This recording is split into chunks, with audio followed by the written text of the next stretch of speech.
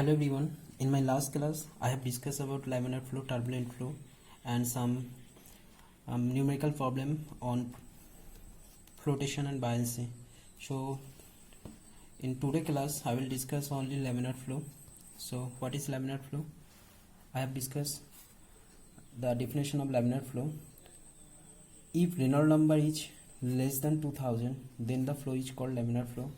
Agar greater than 4000, then it will be turbulent flow. But if Reynolds number in between 2000 and 4000, then it indicates transition flow. Okay, so now I am going to discuss flow of viscous fluid in circular pipes. It is Hagen-Pauli law. Okay, so before starting, there are some assumptions. First assumption is the fluid follows Newton's law of viscosity. Okay, and then second assumption, there is no slip of fluid particles at boundary. That means the fluid particles adjacent to the pipe wall will have zero velocity. That means those particles which are adjacent to the pipe boundary will have zero velocity. It is nothing but the assumption of Hagen-Pauli law. So now I saw a horizontal circular pipe of radius r. Okay, and the direction of flow this side, and the flow is laminar flow. So now I am considering a small concentric cylinder. Okay, I am now considering a small concentric cylinder.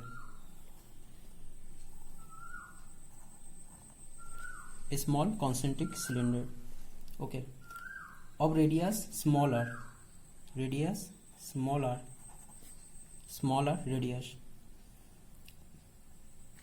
and length dx, and I am taking the length each as dx. Okay, as flow is the direction of flow this direction, then what will be the shear force direction? Will be just opposite. This is direction of shear force.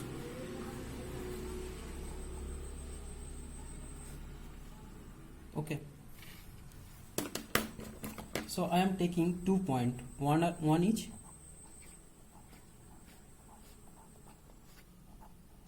entry of flow, another is at exit side of flow. Okay, I am naming it is as 1 and this is as 2. Okay, so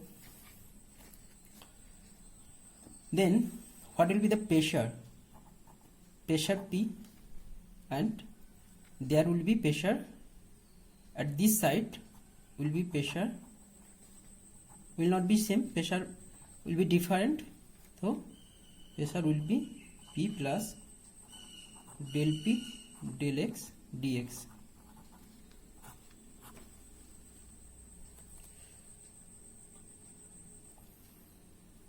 And from NT to point 1, the distance is, I am taking x1, and this distance I am taking as L, and from NT to point 2 distance I am taking as x2.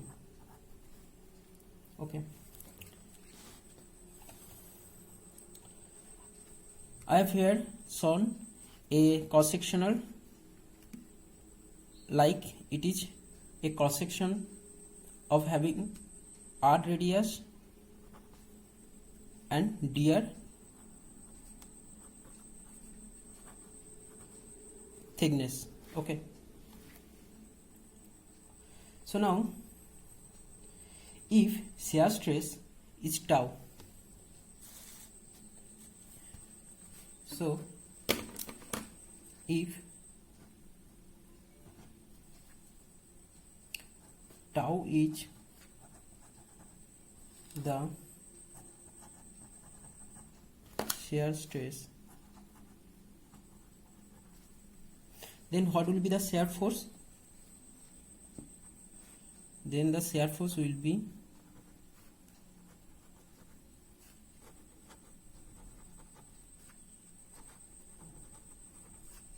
capital F will be stress into area, shear stress into what will be the area, 2 pi r will be the perimeter, and into dx length will be area, 2 pi r into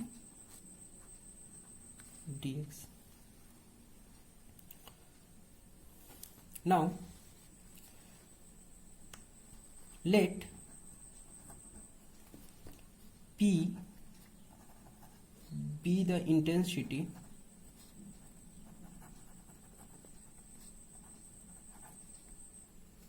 of pressure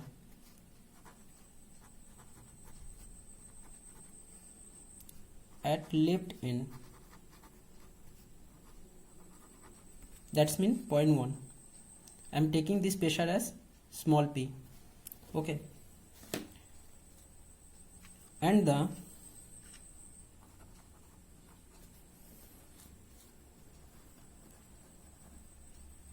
intensity of pressure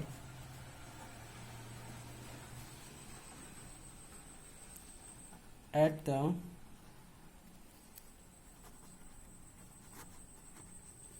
right end be small p plus del p del x dx. Okay, got it?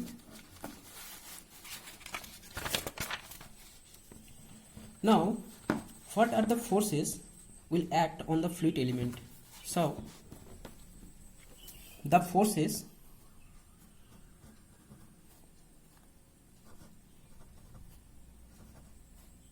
acting on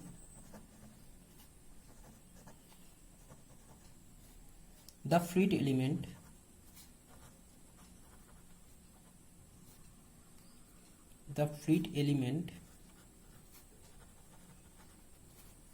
what are the forces? First, shear force.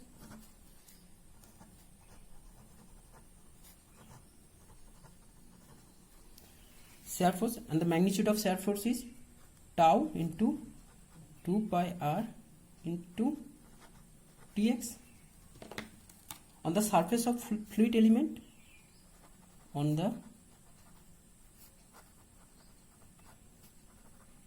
surface of fluid element. Okay, then the pressure force on the left end, the pressure force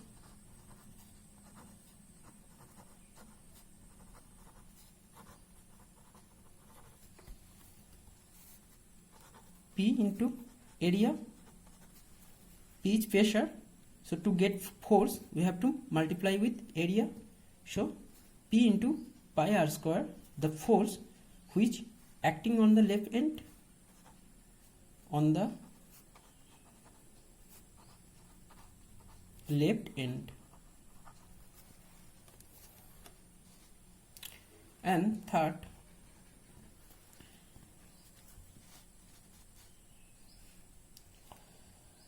the pressure force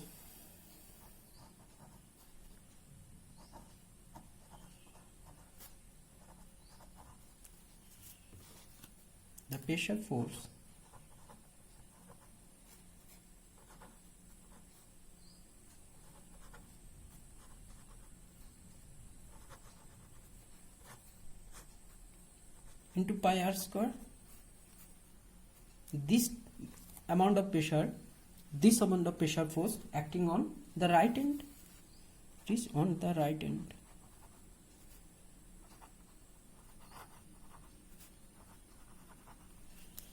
That's mean one pressure force acting on the left end, another pressure force acting on the right end, and shear force acting on surface.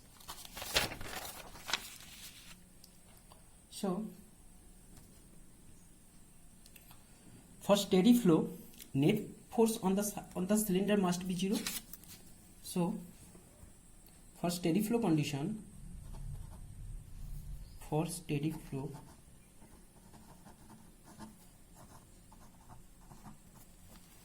net force will be 0. The net force on the cylinder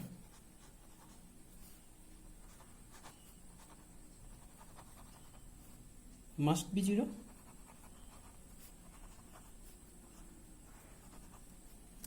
Okay, so then what is the pressure difference? The pressure force difference will be P pi r square minus pressure. Look, one pressure force is acting on the left end, another pressure force acting on the right end. Then the difference will be equal to the just magnitude of shear force. So pressure force difference will be just equal to the shear force. So P into pi r square minus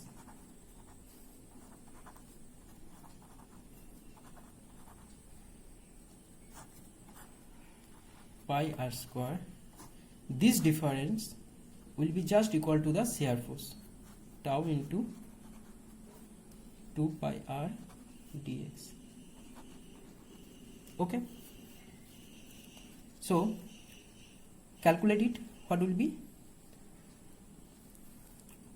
P pi r square minus P pi r square minus del P del x dx pi r square tau 2 pi r dx. This will cancel out, then minus del P del x dx into pi r square will be equal to tau 2 pi r dx. Okay, so pi cancel, r and r square, so only one r will be there. Dx also will be cancelled. Then what will be the value of tau? Tau will be something like minus del P del x r by 2 from here. Okay, so we got the result. Shear stress, the value of shear stress is minus del P del x into r by 2. So this equation I am taking it as equation 1. This equation shows what this equation shows, that flow will occur only if pressure gradient exists. This is del P del x is pressure gradient. Okay, del P del x, this is called pressure gradient. This is called pressure gradient. Okay, so from this equation we can conclude what we can conclude. We can conclude that flow will occur. Conclusion: flow will occur only if pressure gradient exists.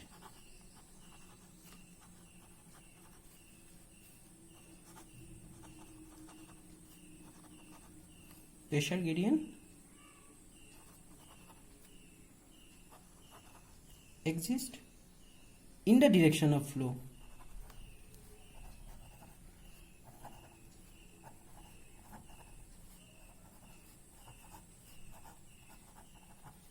Okay, and having negative sign means that the pressure decrease in the direction of flow. Negative sign indicates that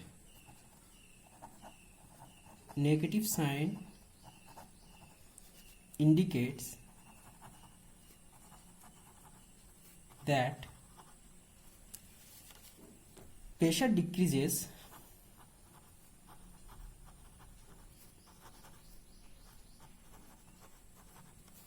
in the direction of flow.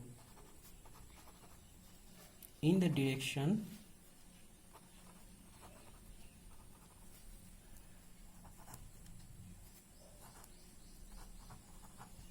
Okay, understood? So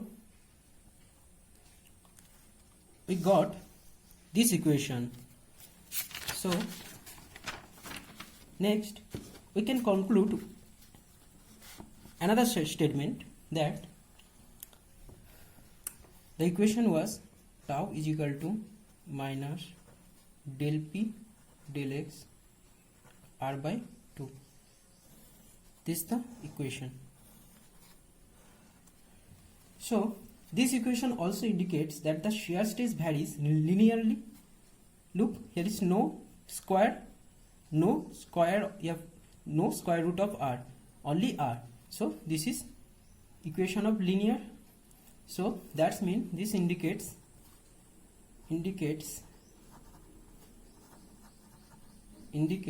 that the shear stress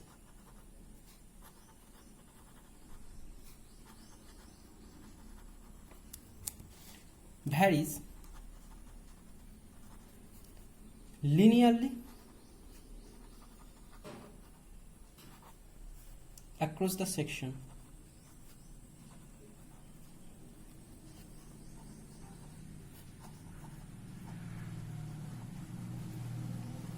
Okay, so this value will be 0 when small r is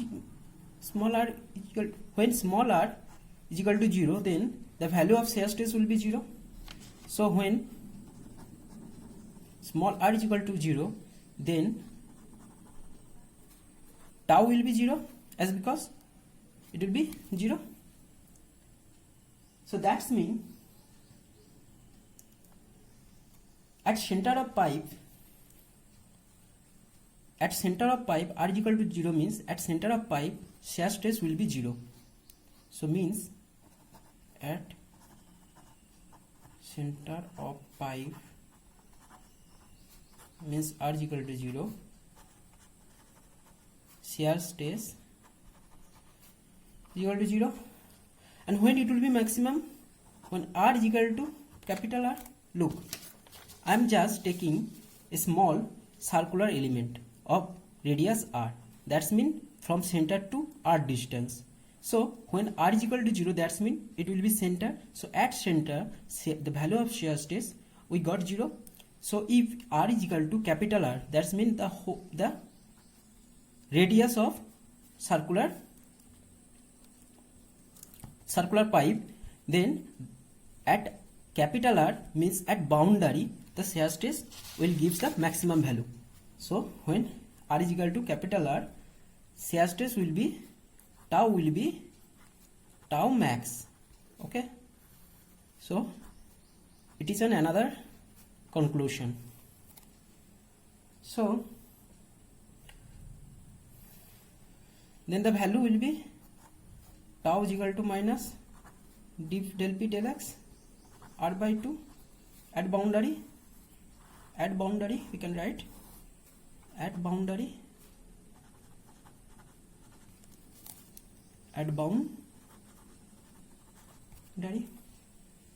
Okay, so now we can draw the shear stress distribution curve.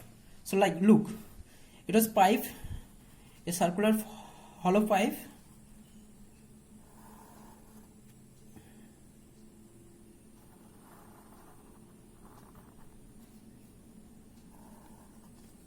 was something like this. Okay, so then what will be the shear stress distribution? At boundary shear stress maximum, at center shear stress 0, and the equation was a linear equation, so it will be just linear. At boundary will be maximum and at center it will give 0 value. So this is R and it is shear stress distribution curve.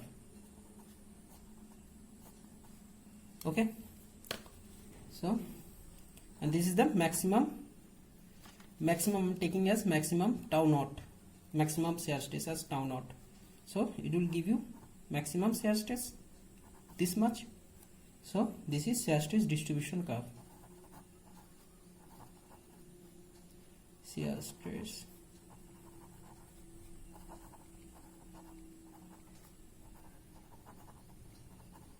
Okay, shear stress distribution. So from Newton's laws of viscosity, what we know? From Newton's laws of viscosity,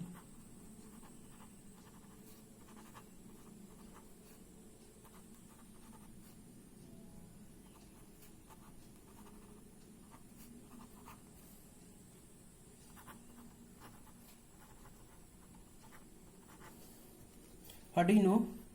Tau is equal to mu du dy. This was the Newton's law of viscosity equation. Okay, and I am taking y from boundary. So this y dy, this y is the distance measured from boundary. Okay, so I'm writing here y is measured. Very important, you have to remember y is measured from boundary, not center. Okay, from boundary. Okay, so y we have to measure from boundary, so I'm taking y. Okay, and from this, from center to up to y, it is small r. Okay, then what we can write? Capital R. This is nothing but capital R. Then what we can write? Capital R is equal to just y plus r.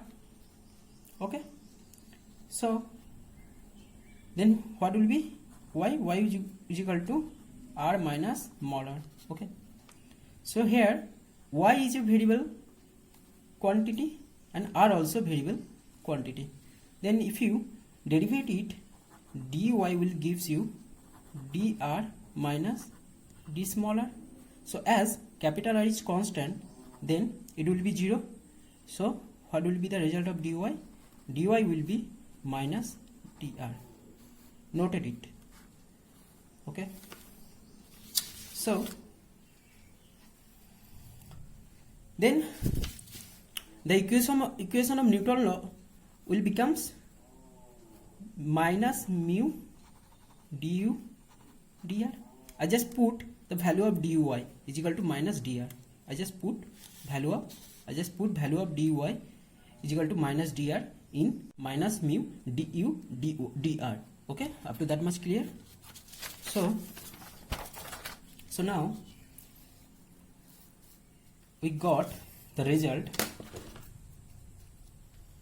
Tau is equal to minus mu du dr, and from here we also got the result. Tau is equal to minus del p del x into r by 2. So we can equate both. So another result was in my hand.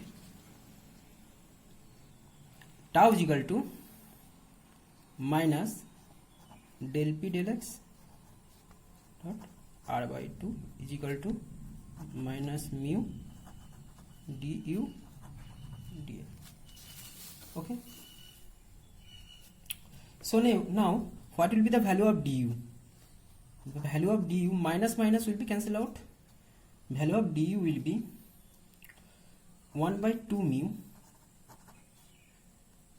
del p del x r dr.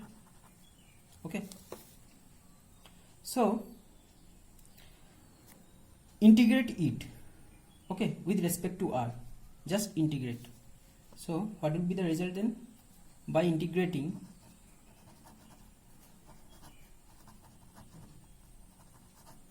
with respect to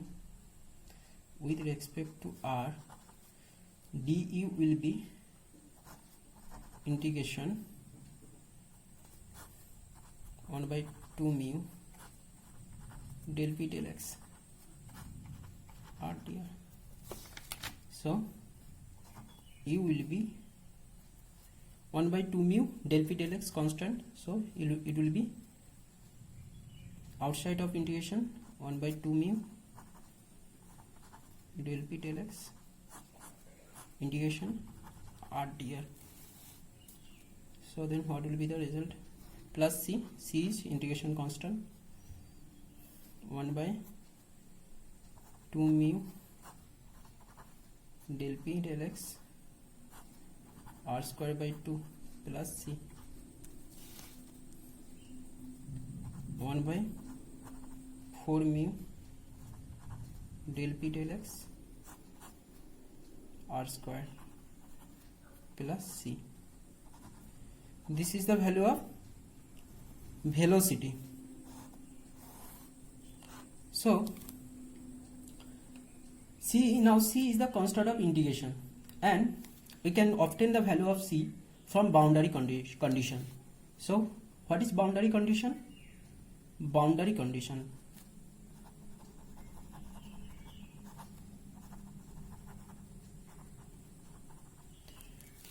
at small r is equal to r, velocity will be 0. It was the assumption, as I told that there is no slip of fluid particles at boundary. That means at boundary particles will have 0 velocity. That means particles having 0 velocity. So at boundary means r is equal to capital R, velocity will be 0. So from boundary condition we can obtain the value of integration constant. Okay, so put just here at small r is equal to r, u will be 0, then u will be 0, 1 by 4 mu del p del x, small r will be capital R square plus c. Then what will be the result of c? C will be equal to minus 1 by 4 mu del p del x r square. We got the result, we got the value of integration constant. Okay, so now substitute this integration constant at equation. Suppose I am naming this equation as 2, so just put the value of c in equation 2, and what will be the result of velocity? What will be the result of velocity then? Then u will be something, u will be 1 by 4 mu del p del x r square minus 1 by 4 mu del p del x capital R square. Okay, so I am taking minus common and 1 by 4 mu also common, and del p del x, then what will be? R square minus small r square. Okay, so this equation is equation of parabola. It is the equation of parabola. Okay, that means the velocity distribution curve will be parabolic in nature. So what will be then the maximum velocity?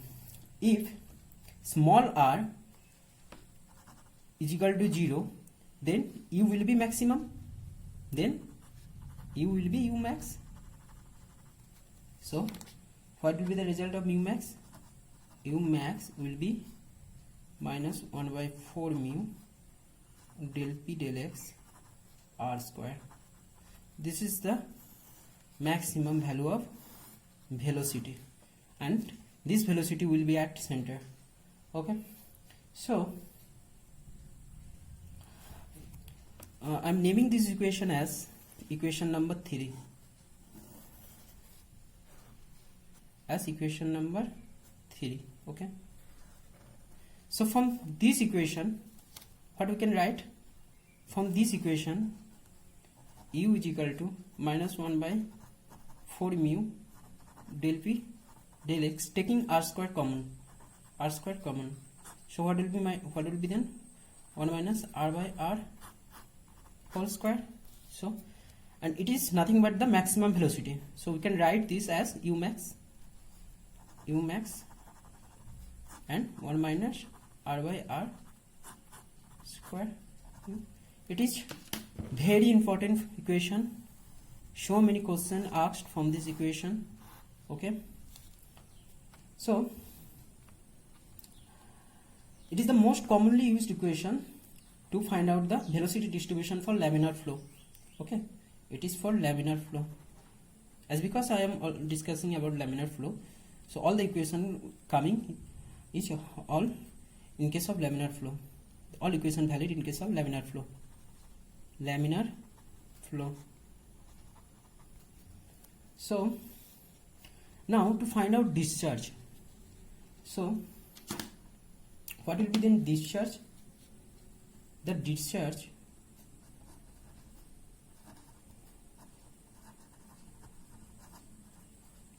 through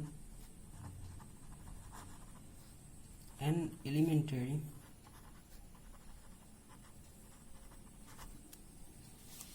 ring of thickness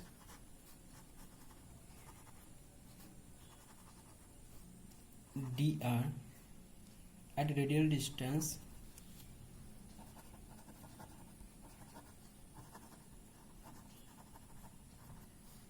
smaller is given by. So the discharge through an element ring. I have shown the diagram here.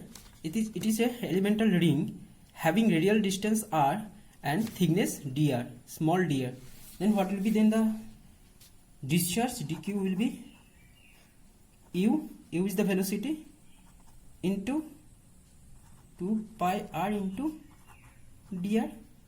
Okay, so we can write here u is equal to u max 1 minus r square r by small r by r whole square. We can write u as u max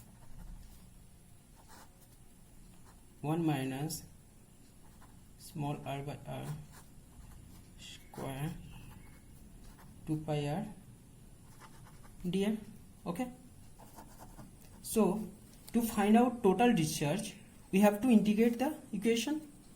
So this is elemental, the discharge of a elemental ring. Okay, but what we have to find? We have to find the total discharge. So what will be then the total discharge? So total discharge will be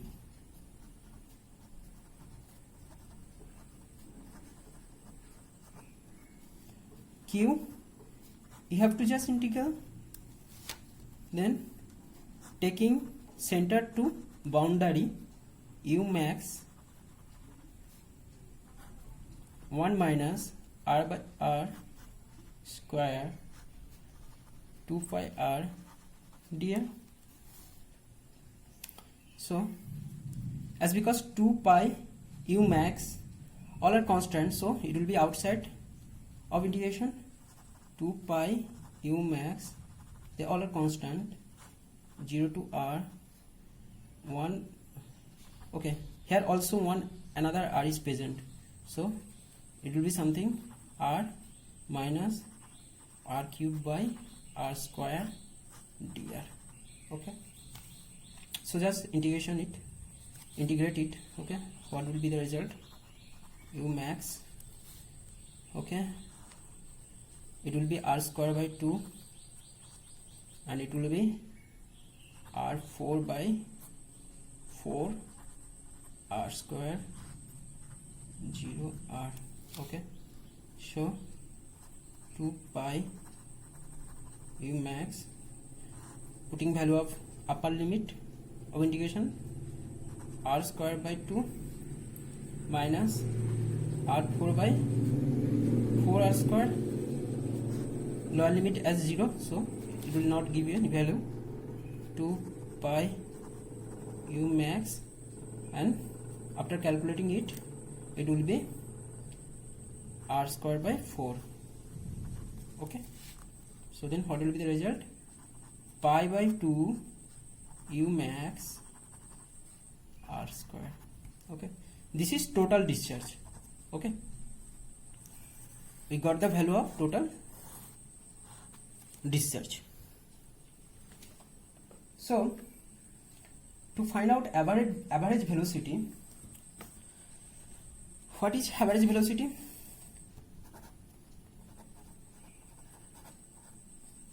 Average velocity will be just q by area. Q means pi by 2 u max r square by area. What is area? Pi r square. So it is u max by 2. So from this equation we can conclude that the average velocity is 1/2 the maximum velocity. So we can write average velocity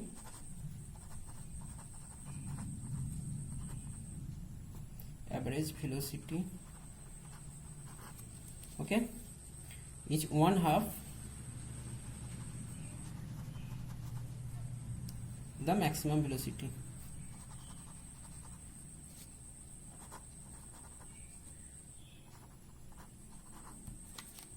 Okay, clear? So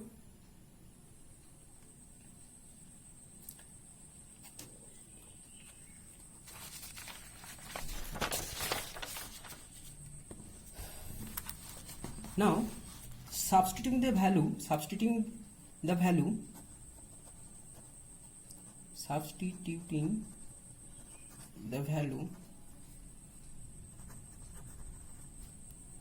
of u max, we have u bar will be minus 1 by 8 mu, as because it is just half of u maximum. So if we divide it by 2, it will, if you divided u max value by 2, it will give you the average velocity. So del p del x r square, it is average velocity. So from here we can write minus del p is equal to 8 mu u bar by r square del x. We can write. So look the first diagram.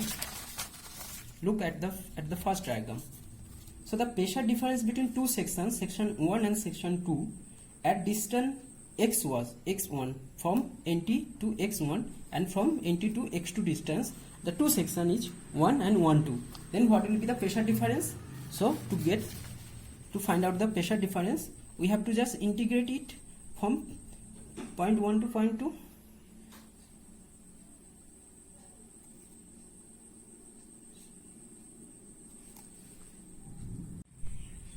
So to find out the pressure difference between point 1 and point 2, we have to integrate this as minus point 1 to point 2 del p will be equal to 8 mu u bar by r square, and it will be x1 to x2, as I saw here, from x1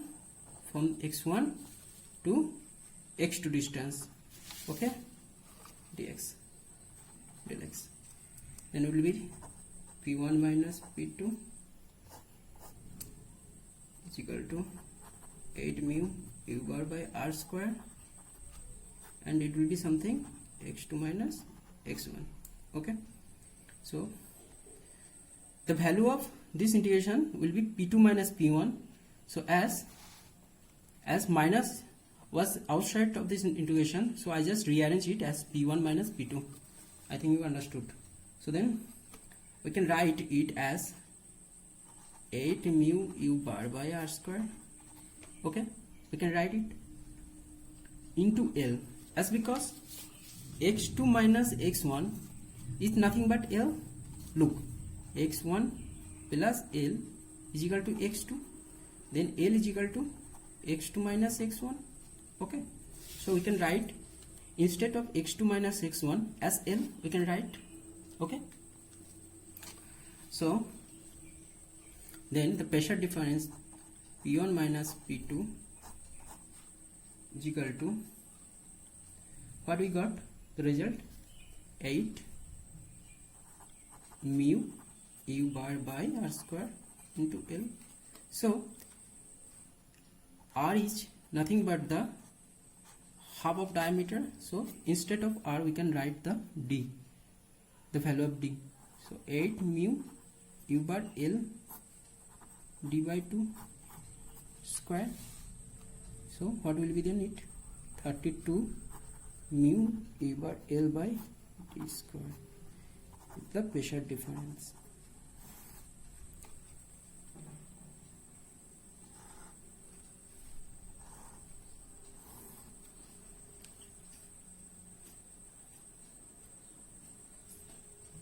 So here this diameter,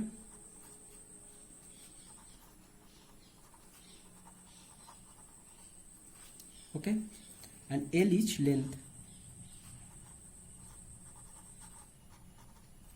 okay, and this equation is known as Hagen-Poiseuille equation. Hagen-Poiseuille equation. Okay, so from next class I will discuss some numerical on Hagen-Poiseuille equation. Okay, so for today, up to this much I think you understood. So okay, bye.